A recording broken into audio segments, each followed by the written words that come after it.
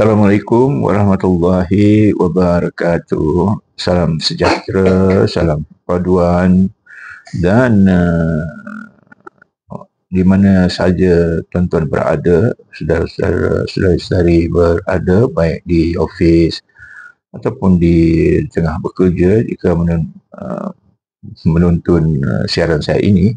Sebab saya ingin nak menyentuh nak merumuskan isu utama yang ditimbulkan daripada keterangan saksi yang ke-53 hari ke-49, iaitu daripada Cikgu Noor.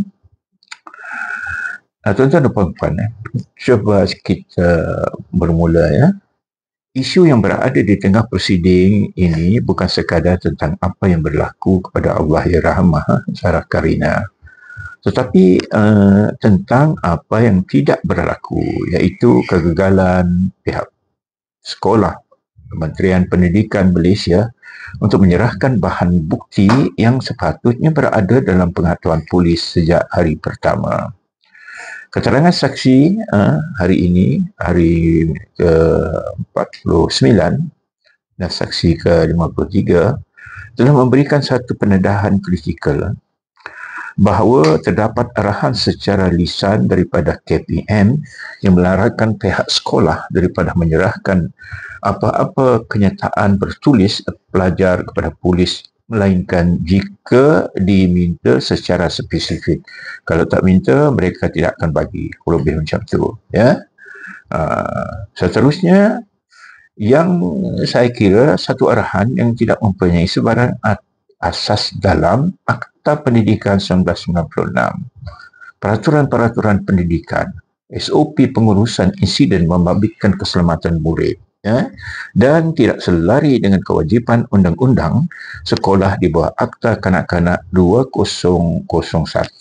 Arahan lisan tanpa dokumen sokongan, tanpa perkeliling, tanpa asas perundangan hanya menimbulkan satu persoalan. Apa tujuan sebenarnya ia dikeluarkan?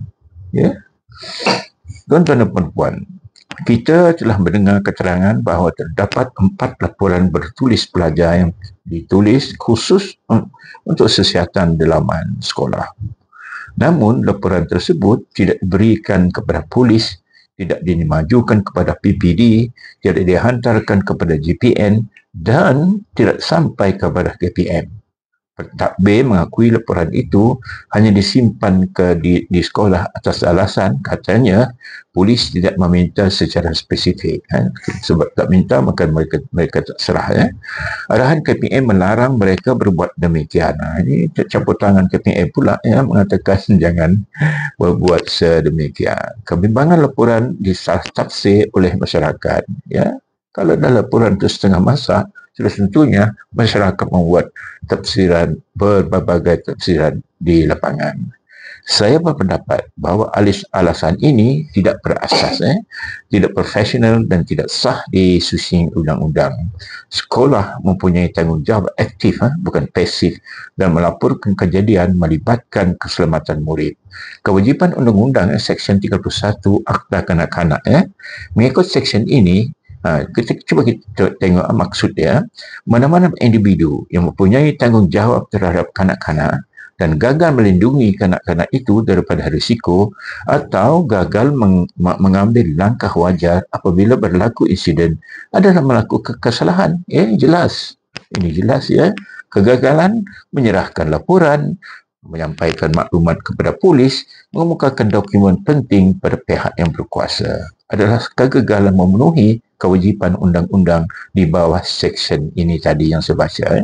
Ia bukan kesilapan pentadbir ataupun pentadbiran. Ia bukan kelemahan prosedur. Ia adalah potensi pelanggaran undang-undang yang membawa implikasi jenayah. Tuan-tuan dan puan-puan, saya berpandangan bahawa tindakan menahan dokumen penting ini membuat implikasi serius. Satu, apa dia? Melambatkan siasatan awal polis. Dua, yang mempengaruhi gambaran awal terhadap punca kejadian. Tiga, berpotensi menyebabkan bukti hilang atau lusuh. Keempat, ia menimbulkan keraguan terhadap integriti pentadbiran sekolah. Dan kelima, merosakkan rantai bukti yang sepatutnya dipelihara sejak hari pertama. Dalam kes ini, tuan-tuan dan puan, yang melibatkan kematian seorang murid, setiap minit penting. Tetapi dalam kes ini, dokumen kritikal disimpan tanpa justifikasi. Ya, kita tengok, pengetua adalah pegawai ex officio PIBG. Pegawai bertanggungjawab ke atas pentadbiran sekolah. Pegawai melaporkan kepada PPD dan JPN, individu yang wajib memastikan laporan keselamatan dimajukan segera. Namun dalam kes ini, tuan-tuan dan puan-puan, tiada laporan dimajukan. Tiada maklumat diserahkan kepada pihak atasan. Tiada dokumen diberikan kepada polis dan tiada tindakan proaktif diambil. Ini bukan kecewaan kecil. Ini adalah penghalangan terhadap usaha untuk mengungkapkan kejadian sebenarnya. Tuan-tuan dan puan-puan, tindakan menahan laporan dan tindakan tidak menyerah kepada pihak yang berkuasa sama ada di bawah arahan lisan atau keputusan Partadbir boleh ditafsirkan sebagai obstructions of justice, suppressions of evidence, undermining the fact and finding process. Dan yang lebih membimbangkan, arahan ini datang daripada pihak yang sepatutnya paling menjaga kepentingan murid, Kementerian Pendidikan Malaysia. Tuan-tuan dan puan-puan, inkuas ini bukan sahaja perlu menentukan punca kematian arwah Zarah Karina. Ia perlu menilai kesan arahan KPM terhadap integriti kesihatan, kegagalan pihak sekolah memajukan laporan, tanggungjawab pengetua dan pentadbiran di bawah Akta Kanak-kanak, sama ada berlaku elemen menghalang kesihatan, sama ada terdapat kecewaan sistemik dalam pengendalian insiden murid. Inquest mempunyai kuasa, saya rasa, mencadang tindakan disiplin pada mereka yang bertanggungjawab, mencadang kesihatan lanjut, mengeluarkan saranan reformasi sistem pendidikan dan menamakan individu yang gagal menjalankan tugas mengikut lunas-lunas undang-undang. Ya, tuan-tuan dan puan-puan, saudara-saudara yang sekalian saya hormati, apabila dokumen penting tidak dimajukan, apabila arahan lisan mengatasi SOP, apabila pentadbiran gagal mematuhi tanggungjawab mereka dan apabila kerjasama kepada polis hanya berlaku setelah tekanan dibuat, maka kita perlu bertanya dengan jelas, adakah kegagalan ini menyumbang kepada kelewatan penemuan fakta dalam kes Zarah Karina? Dan lebih penting, siapa yang perlu bertanggungjawab? Saya memberi sedikit gambaran tadi. Inkuas ini adalah peluang untuk menamatkan budaya menyembunyikan maklumat dalam institusi pendidikan.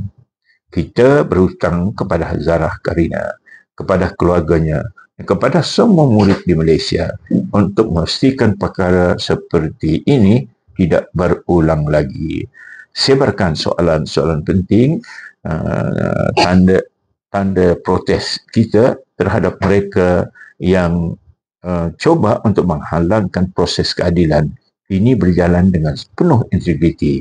Saya like, share, subscribe seramai mungkin. Subscribe dan komen demi untuk keadilan arwah Zarah Karina dengan sendirinya bakal menyelamatkan anak-anak bangsa kita yang duduk di sekolah berasrama di seluruh negara. Assalamualaikum warahmatullahi wabarakatuh.